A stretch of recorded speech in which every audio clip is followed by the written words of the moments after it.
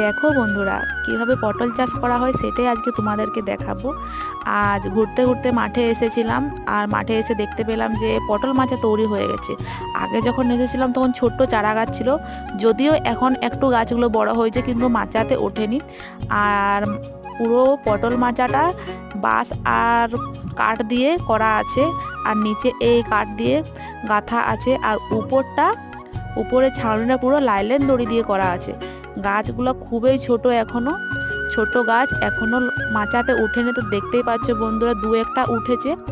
আর পটল তো এখন ধরেইনি, যদিও যে ভিতর দিকে যে আমি তোমাদের দেখাবো, আর এতই রোদ বন্ধুরা যে ভিডিওর দিকে তাকানো যাচ্ছিল না। তাও আমি পটল মাচার ভিতরে গিয়ে দেখাবো যে কিভাবে পটল গাছ মাচায় উঠে।